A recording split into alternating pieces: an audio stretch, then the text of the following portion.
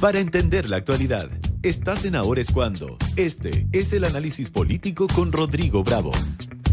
8 de la mañana con 38 minutos, querido Rodrigo Bravo. Buenos días. Muy buen día, Connie. ¿Cómo estás? ¿Con frío? Muy bien. No, yo ahora estoy bien. Sí. Venía con mucho frío en la mañana, pero tú hasta heladito fue. Sí, afuera. Mañana va a el estar auto peor, marcaba 6 grados. Sí, ojo que mañana dicen que va a haber 2 y 25. Oh, Así, todo. sí. De nuevo, me dio con todo lo que es hoy día la oscilación térmica. Todo lo que es resfrío mañana. Todo es resfrío, son esos días complicados. Hay que saber taparse la boquita al salir. Es verdad. Una bufandita tapándose la boca y con eso uno zafa. Hay varios que deberían saber taparse la boquita. Oye, pero a propósito de hablar, Sí. ¿descubriste tú una intervención que tuvo la expresidenta Michelle Bachelet en un conversatorio? Sí. Tú cuéntanos dónde, cuándo, pero con la tercera la otra hoy día, bajo el titular "Estoy preocupada, la sociedad chilena tiene mucha rabia". Es verdad. Tú quedaste atento. Atento, porque como les decía la Connie en comerciales, como que los expresidentes toman un tono muy diferente. Y creo que es interesante escucharlo a todos los que están activos. En el caso de nuestro país, el presidente Frei y la presidenta Bachelet. Fue esto en un conversatorio llamado Diálogo Ciudadano en la Universidad de las Américas, en la UTLA, donde hace algunos días conversó la presidenta Bachelet con el decano de la Facultad de Comunicaciones y Artes, Mauro Lombardi, ex colega de Televisión Nacional.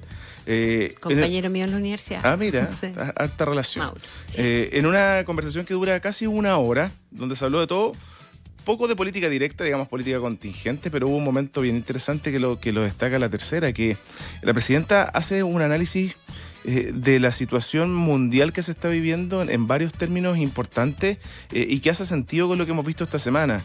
El refuerzo de la democracia, por ejemplo. Ella dice textual que creíamos que estaban que están siendo muy cuestionados cosas como la democracia, los derechos humanos, los derechos de las mujeres. Que hay crecimientos en el mundo, por ejemplo, de movimientos misóginos. Que hay líderes populistas que convencen a la gente y se enfocan en medio de temáticas complejas de resolver, pero empiezan a generarse elementos de inseguridad y que lo hacen con promesas fáciles y poco plausibles. Lo conversábamos tanto hace algunos días con la encuesta CEP. Sí, pues, con la lámina sobre la democracia que te inquietaba. Exacto. Que no se inquieta. Muy, muy decidor con lo que esa encuesta marca y también con los liderazgos que ella los tilda de populistas, no hace referencia con nombre y apellido lo que ocurre en nuestro país, pero sí a nivel mundial, con ejemplos que algunos quieren replicar acá desde nuestro país. En algunas temáticas con dureza y no ha tenido problemas, por ejemplo, José Antonio Kast, que la seguridad en algunos casos y eventualmente está por sobre los derechos humanos. Un poco en la figura de Bukele y lo que ocurre allá, que además tiene una gran aprobación de los chilenos hace un tiempo. Y la presidenta alerta a eso.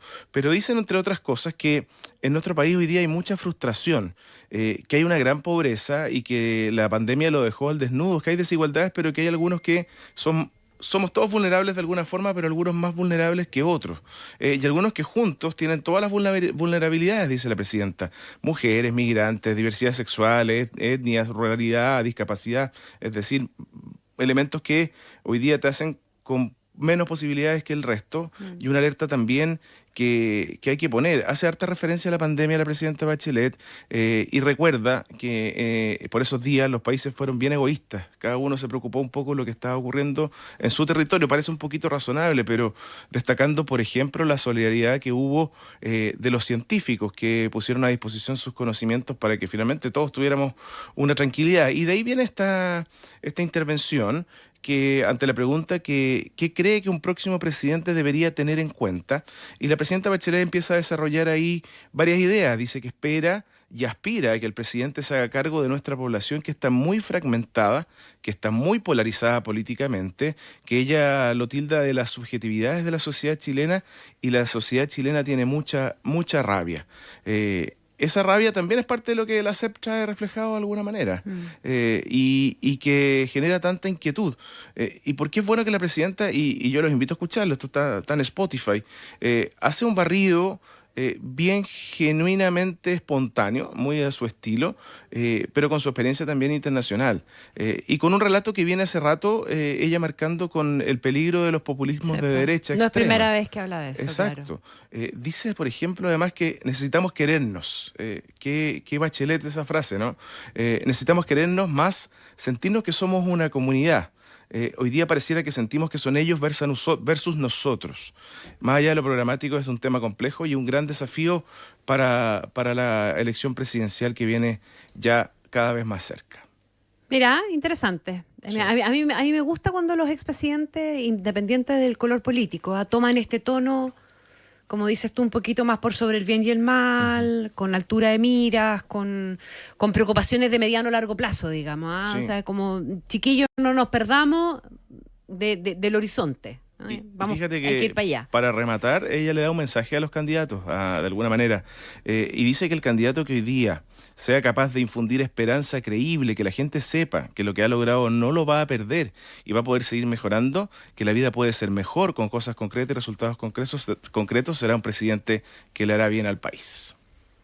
Ya, pues, falta todavía el apoyo explícito que tenga que darle alguno de los oficialistas postprimaria, obviamente. Uno esperaría, pero la incorporación de Analía Uriarte al comando de Carolina Toá, una tremenda señal. Hay que leerlo como una señal del bacheletismo presente ahí, sí. ¿o no? Bacheletismo puro duro y muy cercana también a la presidenta del partido, Paulina Bodanovich, que va a encabezar el comité político de Carolina Toá también. Déjame preguntarte por otra cosa, Rob, porque la reforma del sistema político, que tiene varias patas, porque hay una reforma que pretende cambiar, ¿verdad?, el umbral, el tema del discolaje, etcétera, etcétera, pero también tiene asociado una cuestión pendiente, una cuestión que quedó pendiente de la última reforma que se hizo a propósito del voto obligatorio, y es la participación o no de los extranjeros. Y ahí tenemos dos dimensiones. Uno, que es la arremetida que está lanzando el Frente Amplio en contra del voto de los extranjeros, después de haber prometido, ¿verdad?, viviendas a los extranjeros que vinieran a Chile. O sea, lo que parece como una contradicción en el discurso clásico del Frente Amplio, y que contraviene además lo que está tratando de establecer el gobierno, que la votación de los extranjeros tenga límites, de acuerdo al tiempo que llevan acá, que tengan residencia, etcétera, etcétera. Y además también en la tramitación o en el avance que ha tenido el sistema político está la postergación a la que obligó Demócratas la otra vez, que se lee básicamente como un aletazo de ahogado, básicamente una apelación a la supervivencia, porque si se aprueba tal como está, Demócratas, pero otros partidos más también, podrían desaparecer del mapa.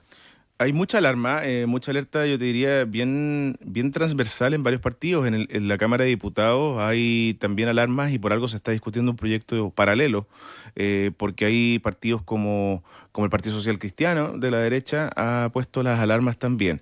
Partamos con el voto del extranjero, porque hoy día es una de las cifras quizás más relevantes que va a marcar la próxima elección, el padrón de casi 1 millón de personas. Son más de 800.000 los que hoy día debiesen participar o que tienen la posibilidad de participar en la próxima elección. Y con una legislación que fue específica para un periodo, pero que se debería extender, que es la multa de 34.000 pesos de 34.000. Quedó fija en 34. Desde ya hasta a todos los extranjeros avecindados por 5 años, que eso es parte de la discusión que quedó pendiente, sí quedó para la población nacional, digamos.